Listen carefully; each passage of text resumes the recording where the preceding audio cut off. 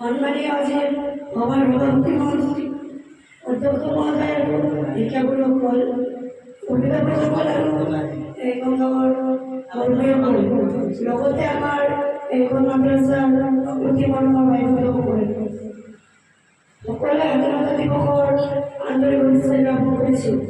আজি আমি এই মহান ৰাষ্ট্ৰীয় অনুষ্ঠানবোৰ উদযাপন কৰিবলৈ একত্ৰিত হৈছোঁ।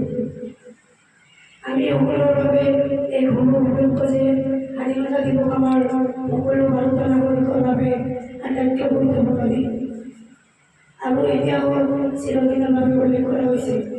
এইটো সেইদিন যেতিয়া আমি ভাৰতৰ মহান স্বাধীনতা সংগ্ৰামীসকলৰ দ্বাৰা বহু বছৰ কঠোৰ সংগ্ৰামৰ পিছত ব্ৰিটিছ শাসনৰ পৰা মুক্তি পাইছিলোঁ।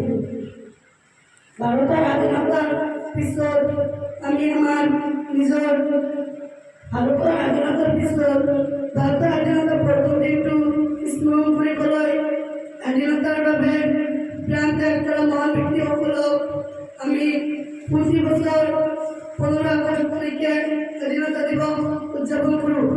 ভাৰতৰ 1948 চনৰ পৰা 15 আগষ্ট তাৰিখে স্বাধীনতা ব্ৰিটিছ শাসনৰ পৰা স্বাধীনতা লাভ কৰিছিল।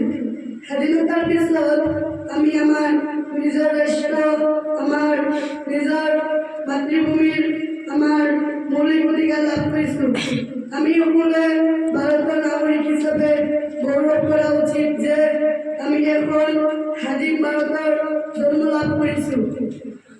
ইংৰাজী 1757 চনৰ পৰা 1948 চনলৈ বহুতো স্বাধীনতা সংগ্ৰামীয়ে দেশৰ বাবে জীৱন দান দিব লগা হৈছিল।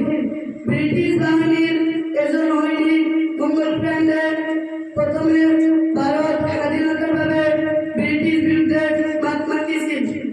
কেইবাজনো মহান সংগ্ৰামীয়ে সংগ্ৰাম কৰিছিল আৰু সিহঁতে স্বাধীনতাৰ বাবে জীৱন দান কৰিছিল। আমি কেতিয়াও ভগত সিং ক্ষুদিৰাম বসু চন্দ্ৰশেখৰ আজাদ নেতাজী সুভাষ চন্দ্ৰ বসু আদিৰ তাক পাহৰিব নোৱাৰিম। মহাত্মা গান্ধী এজন ভাৰতৰ মহান ব্যক্তি আছিল যিয়ে ভাৰতীয়সকলক